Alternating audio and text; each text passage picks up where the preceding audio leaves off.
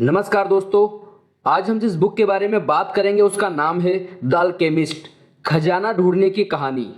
ये बुक एक नॉवेल है और ये नॉवेल में एक भेड़ चराने वाले लड़के के बारे में बताया गया है जो खजाना ढूंढने के लिए यहाँ वहाँ कई जगहों पर भटकता रहा, लेकिन अंत में उसको पता चला कि जहाँ वो रहता था उसका खजाना वहीं पे छुपा था। और उसको कैसे खजाने का पता चला, इसी पे नॉवेल बेस्ड है। दोस्तों, आपके अंदर भी एक खजाना छुपा है, आप इस ऑडियो के जरिए उसे ढूंढ पाएंगे। यह ऑडियो इनडायरेक्टली हमें हमारे लाइफ के बारे में बताएगा और वैसे भी एक इंटरेस्टिंग कहानी है। तो आइए शुरू करते हैं। ये स्टोरी एक शेफर्ड लड़के की है जिसका नाम सेंटियागो था। वो स्पेन में एंडाल्यूसिया में रहता था और भेड़ें चराता था। एक बार वो अपनी शीप चराते हुए किसी जगह पर पहुंचा जहां एक शॉपकीपर की काले बालों वाली सुंदर लड़की से उसकी मुलाकात हुई जो वहां पे ऊन खरीदने आती थी। सेंटियागो को वो लड़की बड़ी अच्छी लगती थी और हर बार की तरह इस साल भी वो उस लड़की से मिलने की उम्मीद में उसी जगह पर वापस जाने की सोच रहा था। वो स्पेन के हिंटरलैंड एरिया में अपनी शीप्स लेके घूमता था जहां घास और पानी की कोई कमी नहीं थी। रात में ठंड से बचने के लिए वो एक जैकेट रखता था, लेकिन दिन में बड़ी गर्मी होती थी, इसीलिए उसे जैकेट लेके घूमना पसंद नहीं था। लेकिन लाइफ में किसी भी चीज़ के लिए रेडी रहना चाहिए, ये बात वो लड़का खुद कहा करता था, क्योंकि जैकेट उसे रात में ठंड से बचाती थी। उस लड़के की फैमिली चाहती थी कि वो एक प्रीस्ट बने, लेकिन उस लड़के को ट्रेवल करने का बड़ा शौक था, इसीलिए वो एक शीपहार्ड बन गया ताकि वो अपनी शीप्स के साथ हमेशा घूम सके। उसे एक ही ड्रीम 2 बार आया। जब रात में वो एक चर्च के एक टूटे हुए कमरे में सो रहा था जहां पर एक बड़ा सा पेड़ उगाया था।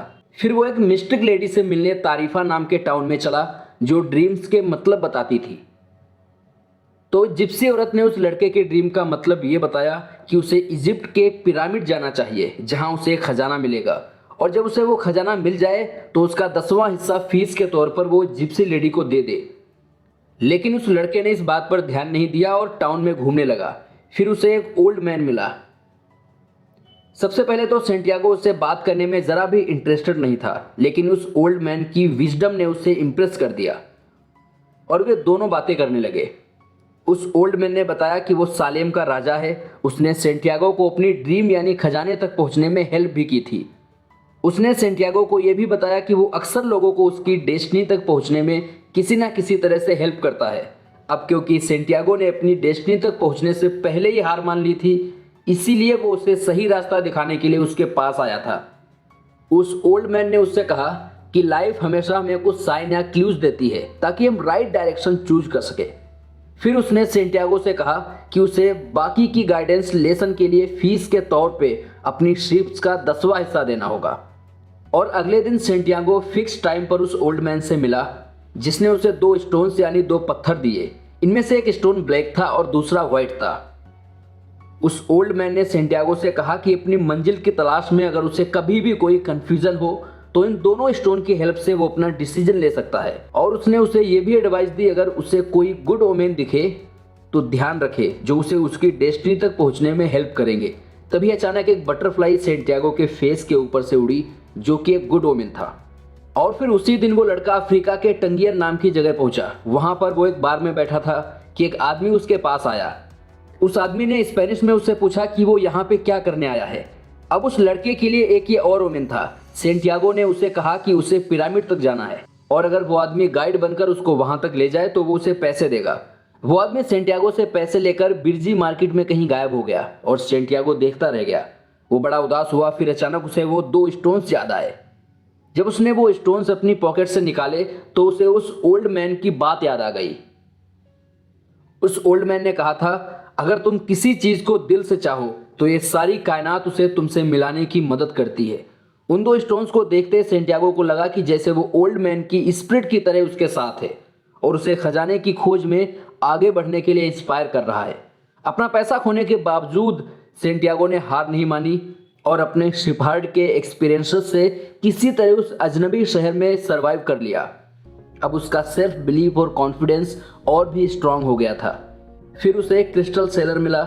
सेंटियागो ने उस क्रिस्टल सेलर से कहा कि अगर उसे खाना खिला दे तो बदले में वो उसका काम कर सकता है। उस शॉपकीपर ने उसे लंच कराया और फिर उससे अपनी शॉप में रखी ग्लास की चीजें साफ करने को कहा।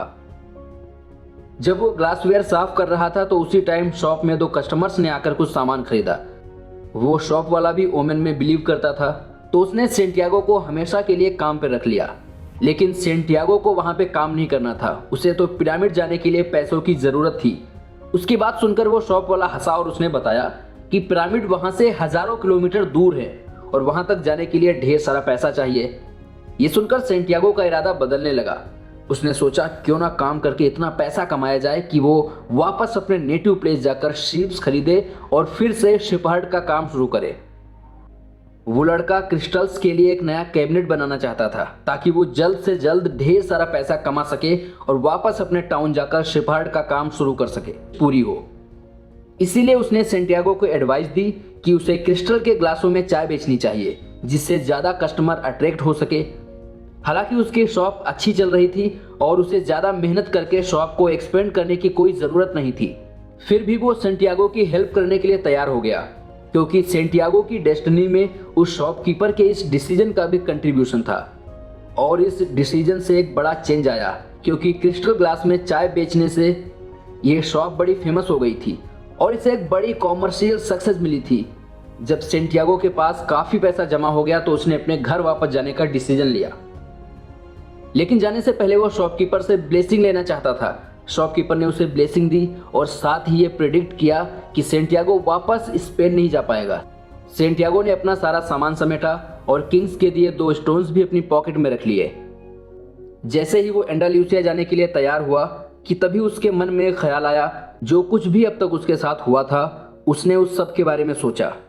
उसे अचानक ख्याल आया कि वो जब चाहे अपने देश में जाकर शिपहार्ड बन सकता है, लेकिन पिरामिड जाने का मौका उसे दोबारा नहीं मिलेगा। किंग के दिए उन 2 स्टोन्स को देखकर उसे ये ख्याल आया था। वो अपने डिसीजन पर गौर करने लगा। अब उसने अपना माइंड चेंज कर लिया था और पिरामिड जाने के लिए निकल पड़ा। वो एक वेयर हाउस पहुंचा जहां उसे एक इंग्लिश मैन मिला जो काफी बातों में सेंटियागो की तरह था। वो आदमी उन 2 स्टोन्स को भी पहचानता था जो सेंटियागो के पास थे। ये और ओमेन था सेंटियागो के लिए। फिर वे दोनों इजिप्ट जाने वाले कारवा के साथ साथ चलने लगे, जिसका सरदार एक दाढ़ी वाला आदमी था। वो कारवा एक रेगिस्तान से गुजर रहा था। कारवा में पहले तो काफी चहल पहल थी, लेकिन फिर सब चुपचाप चलने लगे। जर्नी के दौरान सेंटियागो की अपने ऊंट चलाने वाले से दोस्ती हो गई और दोनों अपनी अपनी लाइफ के बारे में एक दूसरे को बताने लगे। दोनों को एक फिलोसॉफिकल ट्रुथ का एहसास हुआ। उन्हें फील हुआ कि जैसे डेस्टिनी ने हर चीज पहले से प्लान कर रखी है, क्योंकि लाइफ में हर चीज किसी दूसरी चीज से जुड़ी हुई है। जर्नी के बीच बीच में उन्हें डेब्यूइंस भी मिल जाते थे जो कि डेजर्ट में मिस्टीरियस प्रोटेक्टर ड्राइव थे। ये उन्हें डेजर्ट के डाकुओं और आने वाले खतरों के बारे में अलार्म करके फिर से गायब हो जाते थे। एक बार तो उन्हें यह भी इंफॉर्मेशन मिली कि ट्राइबल्स के बीच में वॉर होने वाली है, जिसे सुनकर सारे लोग डर गए थे। लेकिन वापस लौटना पॉसिबल नहीं था, और जब वापस जाना मुमकिन ना हो तो आगे बढ़ते रहना ही एक पॉसिबल रास्ता होता है।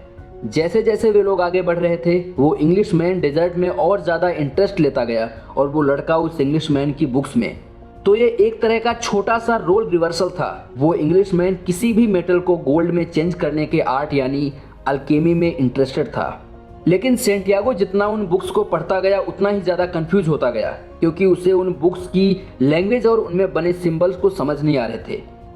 वो ये सब इजी वे में सीखना चाहता था, लेकिन उस इंग्लिशमैन ने कहा हायर नॉलेज उसी को मिलती है जो खूब सारा टाइम देकर बड़ी मेहनत से ये किताबें पढ़ते हैं। अब उसका कारवा तेजी से आगे बढ़ता जा रहा था और वे लोग ट्राइबल्स वॉर से बचने के लिए रात दिन बिना रुके चलते जा रहे थे। और फाइनली उनका कारवा ट्राइबल वॉर से बचता बचाता किसी तरह ओएसिस तक पहुंच ही गया। फिर वो अल्केमिस्ट अपने ओमेन के सजेशन पर बड़ी बेसब्री से एक आदमी का इंतजार करने लगा जो उसे कुछ सीक्रेट बताने वाला था। अपने हथियार उतारने के बाद कारवा के लोगों को ओएसिस में ठहरने के लिए जगह मिली और फिर अगले दिन वो इंग्लिशमैन उस लड़के के साथ अल्केमिस्ट की तलाश में निकल पड़ा।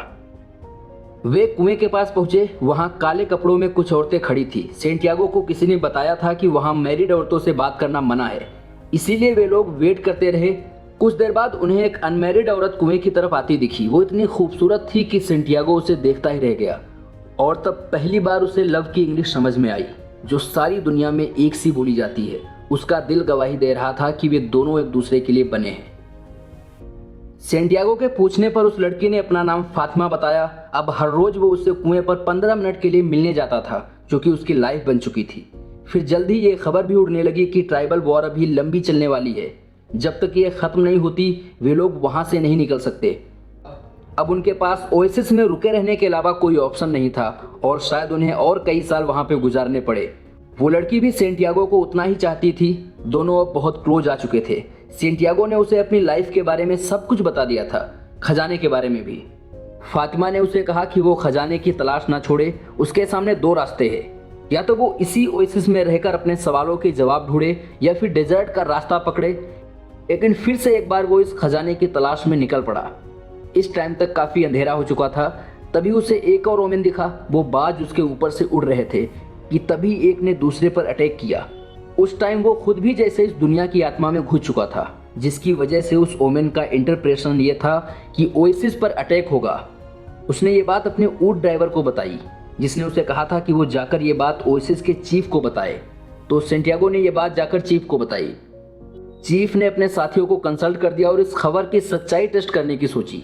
सेंटियागो को बोला गया कि अगले दिन सब लोग वॉर के लिए रेडी रहेंगे और अगर उसकी अटैक वाली बात सच हुई तो सेंटियागो को रिवार्ड दिया जाएगा, और अगर उसके बाद झूठ निकली तो बदले में सेंटियागो को अपनी जान से हाथ धोना पड़ेगा।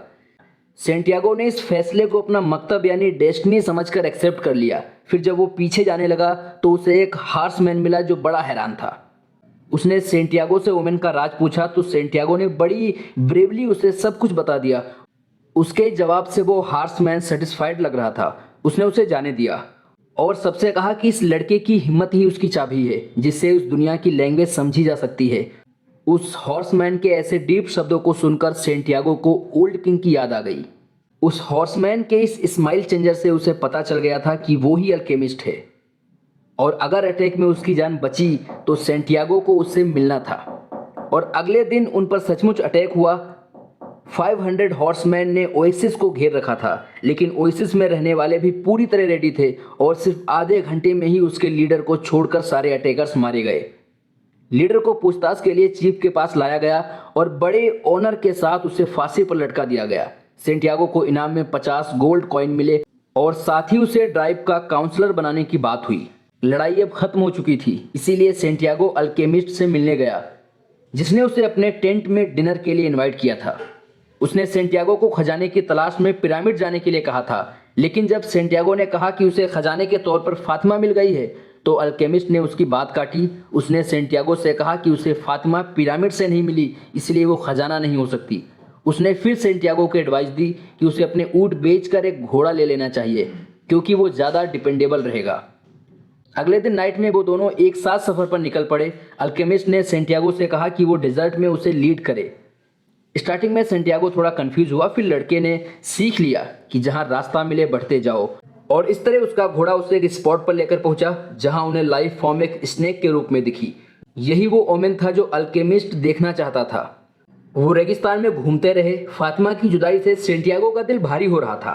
अल्केमिस्ट ने उसे कहा कि वो पुरानी बातें भूलकर आगे बढ़े। अगर फातिमा का प्यार उसके नसीब में लिखा है तो उसे ज़रूर मिलेगा। लड़का उस रेगिस्तान में बढ़ता जा रहा था। वो रेगिस्तान से काफ़ी कुछ सीख रहा था। वे वॉर जोन के रास्ते अवॉइड करते करते कभी कभी तो उन्हें ब्लड की स्मेल भी आने लगती थी कि कहीं पास में ही वॉर हो रही है, और इस तरह बड़े केयरफुली चलते हुए वे अपनी जर्नी के काफ़ी क्लोज आ गए थे। रास्ते में पूरी जर्नी के टाइम सेंटियागो के सामने कई कॉन्फ्लिक्ट मोमेंट आए। वो कभी खुश होता था तो कभी उदास हो जाता था। उसने अल्केमिस्ट को ये बात बताई। अल्केमिस्ट उसकी बातें बड़े ध्यान से सुनकर अच्छी काउंसलिंग करता था, जिससे सेंटियागो उससे दिल खोलकर बातें करता और अपनी सर्च के बारे में अच्छा फील करता था, क्योंकि वो अपनी डेस्टिनी की तरफ बढ़ रहा था और इसका हर मोमेंट उसके लिए मायने रखता था। और अब तक अपने पास्ट के एक्सपीरियंसेस से उसने काफ़ी कुछ सीख लिया था, और वो आज जो कुछ भी था, जहाँ पर भी था, अपनी लर्निंग की वजह से था। ये सब लाइफ की एक बड़ी प्लानिंग का पार्ट था। ये प्लानिंग अनदेखे हाथों ने लिखी थी और सबकी लाइफ की प्लानिंग लिखते हैं। हार्ट ने यह सीखा कि सफरिंग और फेलियर का डर एक्चुअल सफरिंग और फेलियर से बड़ा होता है। ये सब जानकर अब सेंटियागो का मन शांत था। ये सब उसने अल्केमिस्ट को बताया तो उसने कहा कि अब वो अपनी डेस्टिनी के लिए पूरी तरह प्रिपेयर है। लेकिन अभी उसे लड़के को एक लास्ट लेसन देना बाकी था, और ये लेसन था जो कुछ उसने अब तक सीखा उसका टेस्ट देने के लिए उसे प्रिपेयर रहना होगा। और ये इसीलिए क्योंकि हर सर्च बिगनर के लक से स्टार्ट होती है, ताकि जो कुछ लेसन हमने सीखे हैं वो पूरी तरह से ज़िंदगी भर के लिए हमारे अंदर समझ आए। और फिर जल्दी ही टेस्ट का दिन भी आ गया। उन्हें एक ट्राइब ने घेर लिया। वे लोग उन्हें अपने चीफ के पास ले गए और पूछताछ शुरू कर दी। जान बचाने के लिए अल्केमिस्ट ने सेंटियागो का सारा गोल्ड उन लोगों को दे दिया और साथ ही ये भी कहा कि उस लड़के में ऐसी पावर है कि वो उन्हें हवा बन के दिखा देगा और अगर ऐसा नहीं हुआ तो वो लोग उन्हें 3 दिन में मार सकते हैं। अब ये बात सेंटियागो के लिए कुछ ज़्यादा हो गई थी। वो बहुत डर गया था कि आगे क्या होगा। एक दिन खत्म होने पर सेंटियागो ने अल्केमिस्ट से कहा कि उसे हवा बनना नहीं आता। इस पर अल्केमिस्ट ने जवाब दिया कि वो उसकी प्रॉब्लम है क्योंकि उसे तो ये जादू आता है। दूसरे दिन वो लड़का दिन भर एक माउंटेन के ऊपर बैठा रहा और डेजर्ट से बातें करता रहा। जब तीसरे दिन अपना जादू दिखाने का टाइम आया तो उसने रेगिस्तान से हेल्प करने की रिक्वेस्ट की। रेगिस्तान से उससे कुछ सवाल किए जिसका जवाब उस लड़के ने बड़ी हिम्मत से दिया। रेगिस्तान उसे अपना सेंट देने के लिए तैयार हो गया और उसे कहा कि वो हवा से हेल्प मांगे। जब सेंटियागो ने हवा से हेल्प मांगी तो हवा ने भी कुछ सवाल किए और उन सवालों के जवाब भी उसने उसी हिम्मत से दिए और उसने हवा को कन्विंस किया कि वो इतनी तेज चले कि वो आसमान से हेल्प ले सके। हवा उसकी बात मान गई और जोर जोर से चलने लगी। लड़के ने फिर सूरज से बात की और उसे भी तेज चमकने के लिए कन्विंस किया। सूरज ने उसे कहा कि वो उन हाथों से बात करे जिन्होंने ये सब कुछ लिखा है। अब उस लड़के ने प्रे करना शुरू कर दिया। उसकी प्रेयर साइलेंस थी मगर उसका हार्ट उस ऊपर वाले से कनेक्ट था और उसको भगवान की पावर रियलाइज हुई और ये भी रियलाइज हुआ कि उसके अंदर भी सोल ऑफ गॉड मौजूद है। सेंटियागो को जब इस सीक्रेट का पता चला तो उसे एहसास हुआ कि उसमें और उसकी डेस्टिनी लिखने वाले हाथों में कोई फर्क नहीं है, वे एक हो गए हैं। और जैसे ही उसे ये ज्ञात हुआ उसने ऊपर वाले की हेल्प से खुद को हवा में बनकर दिखा दिया। वहाँ के सारे लोग हैरान रह गए और सेंटियागो शर्त को जीत गया। उसे और अल्केमिस्ट को छोड़ दिया गया और ट्राइब की तरफ से साथ में चलने के लिए गार्ड भी दिए गए जिन्हें वो चाहे जितनी दूर तक साथ में रख सकते थे। चलते चलते वे लोग एक मोटी सरी पहुंचे जहां उन्होंने गार्ड को गुड बाय बोला। अल्केमिस्ट ने उसे एक रास्ता दिखाया जो गोल्ड में टर्न हो सकता था। दोनों वहां से अलग हो गए। अल्केमिस्ट वापस ओएसिस में लौट गया और सेंटियागो खजाने की तलाश में आगे चलता रहा। वो अगले दिन की सुन रहा था और आगे बढ़ता जा रहा था और फाइनली वो पिरामिड तक पहुंच ही गया। अपनी मंजिल देखकर वो रो पड़ा और जहां पर उसके आंसू गिरे वहां उसे एक बीटल दिखा जो कि उस इलाके में गॉड का सिंबल माना जाता था। उससे ये एक और उम्मीद लगा और उसने वहां पर खोदना शुरू किया। उसने काफ़ी गहरे तक खोदा मगर कुछ नहीं निकला और तभी उसके पास वहां के कुछ ट्राइब्समैन आए जो वॉर से अपनी जान बचाकर लौट रहे थे। उन्होंने सेंटियागो का वो सारा गोल्ड छीन लिया जो उसे अल्केमिस्ट ने पार्टिंग गिफ्ट के तौर पर दिया था। उन्होंने सेंटियागो की खूब पिटाई की और उसे सैंड में और डीप खोदने के लिए बोला। जब लड़के ने उन्हें बताया कि उसने ड्रीम में यहाँ पर खजाना गड़ा हुआ देखा था तो उन लोगों को लगा कि यहाँ उन्हें कुछ नहीं मिलने वाला क्योंकि ड्रीम कभी सच नहीं होते।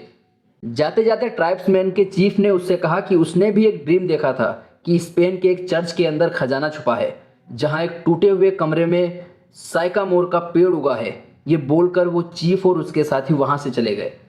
लड़का खुशी से ठहाके लगाने लगा क्योंकि ये एग्जैक्ट वही जगह थी जहाँ उसे इजिप्ट के खजाने का ड्रीम आया था। तो वाकई में कोई खजाना था लेकिन उसे पाने का रास्ता इतना लंबा था। उसे पहले डेजर्ट के पिरामिड तक पहुंचना था फिर किसी और के थ्रू उसके बारे में जानना था। अगर उसने अपनी डेस्टिनी फॉलो नहीं की होती तो शायद उसे कभी भी उस खजाने का पता नहीं चल पाता जो उसके अपने ही देश में था जहां वो रहता था। सेंटियागो चर्च में गया और खजाने को खोद निकाला। फिर वो जिप्सी औरत के पास गया जिसे उसने 10वां भाग देने का प्रॉमिस किया था। उसके बाद उसे हवा में वो खुशबू महसूस हुई जो उसे बड़े अच्छे से याद थी और जो अभी उसके होठों पर एक याद बनकर बैठी थी। ये खुशबू थी फातिमा की। उसने अपने प्यार को बड़े ही जोर से आवाज़ दी, मैं आ रहा हूँ फातिमा। दोस्तों अगर आपको मेरा ये ऑडियो बुक पसंद आया हो तो मेरे चैनल को सब्सक्राइब कर देना। हम आपको फिर से मिलेंगे एक नए ऑडियो बुक के साथ। धन्यवाद।